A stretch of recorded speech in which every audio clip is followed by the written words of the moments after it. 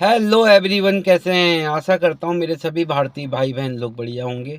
सभी को मेरा नमस्कार और सलाम। तो साथियों, आज मैं आपसे जिस विषय में बात करना चाहता हूँ वो हम सब के लिए बहुत अहम है, बहुत ज़रूरी है।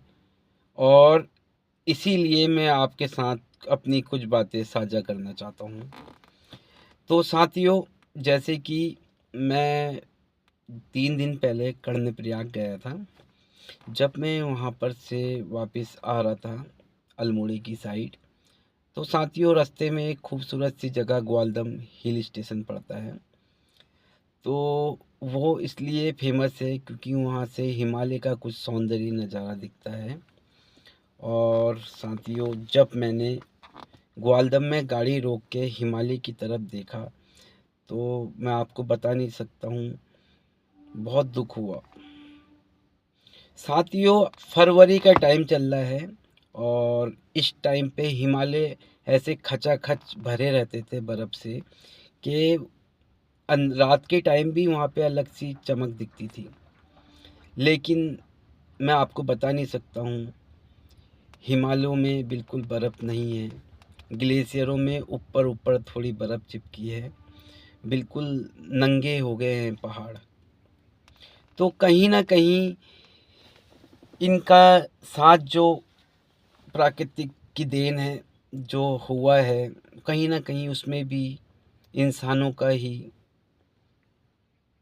करा हुआ है, जो आज पहाड़ बिल्कुल हमारे सूखते जा रहे हैं। देखिए, मौसम परिवर्तन हो रहा है, 1 डेढ़ महीना आगे पीछे पूरा चले जा रहा है, जिसको इंसान पुराने लोग भी नहीं भाँप पा रहे हैं कि इस महीने में ऐसा होता था। ज़्यादा नहीं, आज से ही 15-20 साल पहले या 15 साल पहले, 10 साल पहले आप कह सकते हैं। 10 साल से स्टार्ट कर रहा हूँ मैं, कम से कम। तो साथियों, ठंडा काफ़ी होता था। छोटे बच्चे हाथ में अपने ग्लव्स से दस्ताने भी पहनते थे, टोपियाँ पहनते थे। बिल्कुल बर्फ़ पड़ने से पहले ही हाथ पाँव ऐसे हो जाते थे, बिल्कुल कड़क। अब बिल्कुल मौसम में पता ही नहीं है, अगर दिसंबर जनवरी भी हो रहा है तो पता नहीं चल रहा है कि जाड़े आ गए हैं। और उसके साथ साथ इतनी आग जलती थी, हर चीज़, चूल्हे की चीज़ें भी ज़्यादा आदमी यूज करता था। और स्टोव का खाना भी मेरे ख्याल से उस टाइम पे 70% से ऊपर लोग यूज करते थे। बट आज वो 7% से भी नीचे आ गया है। हम अपने घरों में गैस का यूज कर रहे हैं। बिल्कुल देखा जाए तो एक हिसाब से शॉर्ट भी है, गैस में आप खाना बना रहे हो, लेकिन गैस से भी कहीं न कहीं इंसान के लिए गलती ही है।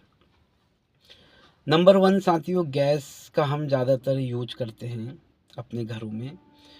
और दूसरी चीज़, आपको पता है, अगर कोई ट्रैक बनते हैं, अगर मान लीजिए 100 किलोमीटर की भी ट्रैक बन रहा है, तो कम से कम 20 से 30 हज़ार पेड़ कट जाते हैं।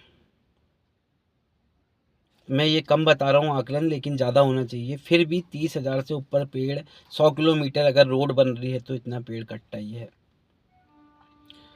और दूसरी चीज़ है साथियों, बहुत तेज़ी से जो हमारे पहाड़ों में बड़ी बड़ी बिल्डिंगें बन रही हैं, मकान बन रहे हैं। पहले तो लिमिटेड होता था, अब तो अनलिमिटेड हो रहा है। और जो पहाड़ों का चीरहरण हो रहा है, भू कानून में आप सभी को पता है बिल नहीं है। बिल होना बहुत ज़रूरी है, क्योंकि मैं पहले भी अपने वीडियो में कह चुका हूँ, हमारे टूरिस्ट प्लेस जितने हैं, मुक्तेश्वर, कौसानी, भीमताल, अल्मोड़ा, कसार देवी, मचखाली, बहुत तेज़ी से बिक चुके हैं। अब 10 साल हो गया है भारतीय जनता पार्टी को भी यहाँ पे। और उससे पहले कांग्रेस, भारतीय जनता पार्टी ही यहाँ पे रहे। पार्टी कोई भी रहे, हमें वो नहीं है, लेकिन कार्य प्रगति में होना चाहिए। तो उसी के साथ आपको तीसरी चीज़ में गिनवाता हूँ, मशीनों का ज़्यादा यूज हमारे पहाड़ों में होने लगा। जहाँ पे मान लीजिए 150 मज़दूरों को रोज़गार मिलता था, आज एक मशीन 150 का काम करती है। अब शॉर्टकट में काम भी होता है, आदमी सोचता है जल्दी निपटे। जिनको टेंडर दिए जाता है, ठेकेदार होते हैं, वो जल्दी करने के चक्कर में हर जगह मशीनों का यूज़ नहीं होना चाहिए, छोटी से छोटी जगह में भी, क्योंकि मशीनें पहाड़ों को ठोकती हैं, उससे वाइब्रेशन होता है और कहीं अगल-बगल के पहाड़ भी गिर जाते हैं। जैसे एग्ज़ाम्पल क्वारब का पुल ही देखा होगा आपने। तो मशीन का यूज़ भी गलत है। और मैं आप सभी भारतीयों से हाथ जोड़ के प्रार्थना करता हूँ, साथियों किसी भी सरकार के उसमें नहीं रहिए। देखिए जल जीवन बहुत ज़रूरी है। और आज मैं नदियों में भी देखता हूँ पानी बहुत तेज़ी से कम होते जा रहा है। ये आने वाले टाइम में गर्मियों में बहुत परेशानी हो सकती है। और हमारा ही पानी हर जगह जाता है, चाहे वो अलकनंदा, सरयू, गोमती, पिंडर, मंदाकिनी, कोसी, कोई सी भी नदी हो, सब हमारे पहाड़ से उत्पन्न होती है। और मलबा भी नदियों में फेंक दिया जाता है। तो कुछ पानी का रीज़न ये भी है। और दूसरी चीज़ साथियों, हम सभी को सोचना पड़ेगा। हम सरकारों से हमने उम्मीद छोड़ दी है कि इंसानों को तो छोड़िए, इंसानों का तो होते रहता है। जो पृथ्वी, पहाड़, नदियों का नहीं कर पा रहे हैं, वो हमारे लिए करे या ना करे, हमें अपने ऊपर संतुष्ट रहना चाहिए। फिर भी आप सभी से कहना चाहता हूँ मैं, जितना हो सके ज़्यादा से ज़्यादा पेड़ लगाइए पहाड़ों में। जहाँ भी आपको खाली जगह मिलती है, वहाँ पे पेड़ लगाइए, अपने घर के पास ग्रीनरी करिए। और थोड़ा लाइट, जैसे कि समझ रहे हैं आप, घर में हीटर वीटर होते हैं, हर चीज़ इनसे बचिए। और इलेक्ट्रिशियन चीज़ें जितनी हैं इससे थोड़ा कम निर्माण करिए। और थोड़ा सरकार से निवेदन करते हैं कि मिट्टी तेल भी हमारे 5 किलो राशन के साथ गांव वालों को मिल जाए तो अच्छा है, क्योंकि मिट्टी तेल का स्कोप तो रहेगा। स्टोव से लोग काफ़ी खाना वाना बनाते थे, हर चीज़ यूज करते थे पानी गर्म के लिए, तो उससे इतना पॉल्यूशन नहीं होता था। अब गैस शरीर के लिए भी ठीक नहीं है, स्वास्थ्य के लिए भी ठीक नहीं है। हम अपनी उम्र खुद ही कम कर रहे हैं।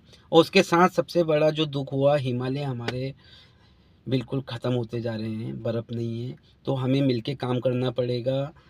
और जितना हो सके ग्रीनरी को बचाए रखें। आपके अगल-बगल अगर कुछ पेड़ पौधा भी सूखता हुआ दिखता है तो उसमें पानी दीजिए। पानी देना बहुत ज़रूरी है और पेड़ लगाने बहुत ज़रूरी है।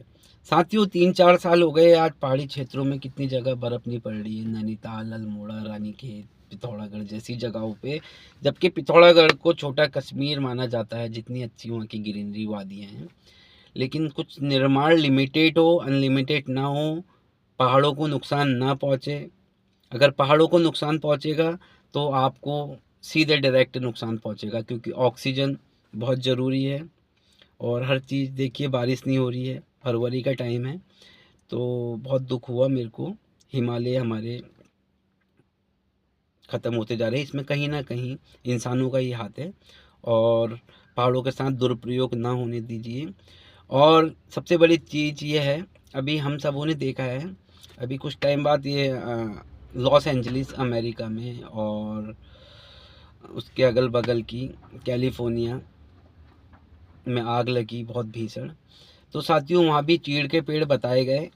और दूसरी चीज़ ये है, हमारे यहाँ भी काफ़ी चीड़ के पेड़ हैं। ऊपर वाला ना करे कभी ऐसा कहीं पे हो, ऐसी हवा चल जाए कि ये, हमें भी बहुत जागरूक होना पड़ेगा।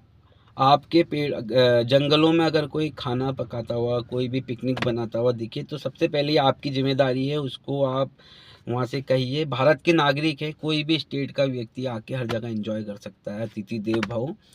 फिर भी आप एक अपने स्टेट के व्यक्ति होने के कारण अपना एक योगदान ज़रूर दीजिए। कोई भी अगर आपको खाना पकाता हुआ मिलता है तो उनसे ये कहिए, आपको यहाँ की साफ़ सफाई रखनी है, कूड़ा करकट नहीं करना है। और यहाँ से 100-200 मीटर की दूरी में अगर कहीं आग लगी जंगल में तो उसके ज़िम्मेदार आप रहेंगे। चाहे कुमाऊँ हो, चाहे गढ़वाल हो, हम सभी नागरिकों को अपने पहाड़ बचाने हैं। और ख़ासकर अपने ग्रीनरी में बहुत ध्यान दीजिए, पेड़ पौधों में ध्यान दीजिए। नदियों में मलबा फेंकने से बचाइए, विरोध करिए। बस मैं इतना ही कहना चाहता हूँ। जय हिंद, जय भारत। आपका भाई अफसान खान, बॉबी।